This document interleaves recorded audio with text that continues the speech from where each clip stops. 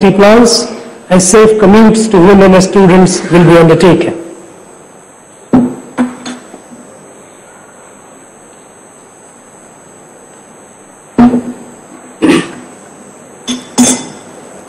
This government recognizes the importance of planned growth in surrounding areas of Chennai to ensure sustainability of the city's fast-paced growth. In this regard, Chennai Metropolitan Development Agency is embarking on a pioneering effort to create a new growth cluster through land pooling in Madampakkam, spanning 600 acres. Land will be pooled with the consent of landowners and classified based on their uses to promote planned development, while ensuring that the benefits of development are shared with the landowners. Majority of the landowners have given their willingness to participate in this project, and the works will be completed shortly. In the next phase, a satellite town is proposed to be created near Mamlapuram along East Coast Road, following the same model. The upgradation of ECR as a 4-lane road, coupled with development of this satellite town, will anchor future growth of the Chennai metropolitan area. The government is taking several steps to ensure quality and safe road networks across the state, which are imperative for economic growth. This government has sanctioned 2,263 new works under the Comprehensive Road Infrastructure Development Program at a cost of Rs 5,582 crore.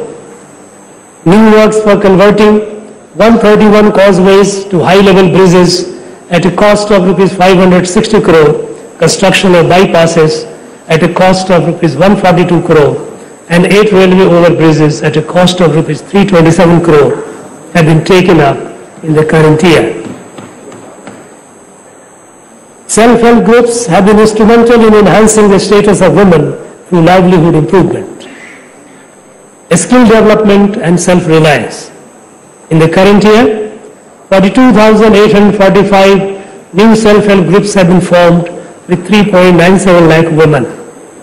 So far, bank credit has been given to 3.07 lakh self-help groups to the tune of Rs 16,949 crore in the current financial year. In order to improve the quality of self-help group products and to provide an opportunity for marketing through e-commerce, brand Mathi is being promoted by the government. The revolutionary scheme of providing free travel to all women in ordinary town buses has led to not only economic upliftment but also social empowerment of women in the state. On a daily basis, 36 lakh trips are being undertaken by women. A study commissioned by the State Planning Commission has revealed that a woman passenger saves approximately Rs 888 per month as a result of this scheme. This government is committed to replace the existing aged fleet with environment-friendly new green buses.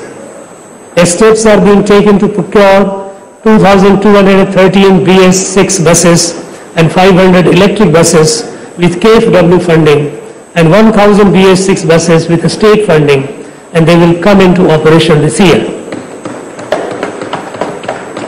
The first phase of Chennai Metro Rail, covering 54 km in 2 corridors, is providing world-class metro rail services.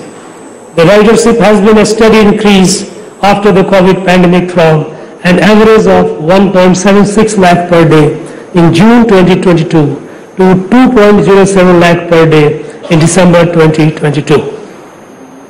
The implementation of phase 2 of this project for a length of 118.9 km at a total project cost of Rs 63,246 crore is progressing at a fast pace.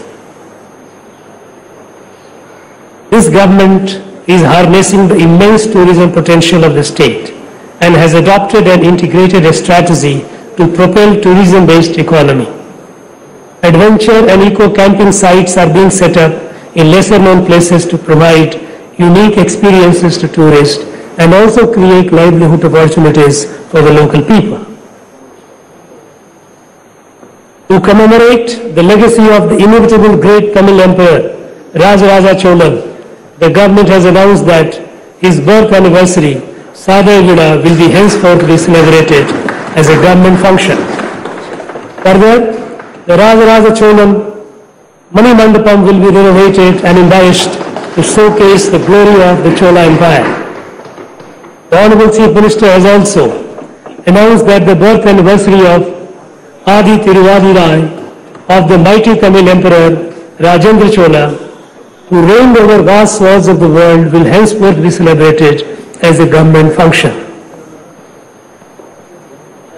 This government has been taking proactive steps to preserve the rich heritage of archaeological and historical monuments in the state.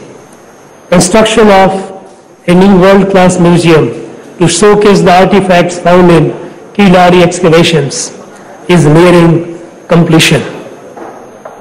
Similarly, works are underway to set up the Porunai Museum, where excavated artifacts from Adi Chananur, Korakai and Sivakalai will be displayed. This government has been taking all necessary measures to safeguard temple lands and properties since it assumed office. So far, land and properties worth rupees 3,657 crore have been retrieved by the government. During this year, the government has commenced new works in 34 temples at a total cost of rupees 158 crore. Further, the Honorable Chief Minister laid the foundation for works as part of the master plan of Tiruchendur Temple at an estimated cost of rupees 300 crore. This government, true to its philosophy of furthering inclusive growth, is implementing various special schemes towards socio-economic and educational development of the marginalized and weaker sections of the society. Several works including construction of new hostels, smart classrooms and upgradation of residential schools for Adi Regular and tribal students are being undertaken at a cost of rupees 425.40 crores. Works are in progress for the construction of 1,537 houses for particularly vulnerable homeless tribals throughout the state. To protect the rights of forest-dwelling tribes, 2,293 tribal families have been given forest rights under the Forest Rights Act 2006 during the last 1.5 years. Tamil Nadu has adopted a unique reservation system to further social justice in the state and ensure advancement of socially backward classes. This government is firm on continuing the present reservation policy in the state, as the 10% quota for economically weaker section is against the ideals of social justice.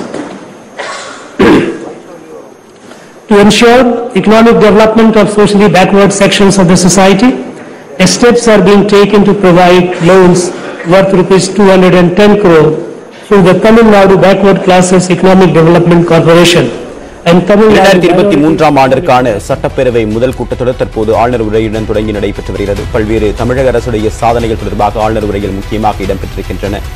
தமிழகம் என்று அழைப்பதற்கு பொருத்தமாக இருக்கும் என்று ஆளுநர் தன்னுடைய உரையில் தெரிவித்திருந்த நிலையில் தற்போது தமிழ்நாடு என்ற தன்னுடைய உரையில் போது ஆளுநர் உரையில் அவர் கூறி வருகிறார்.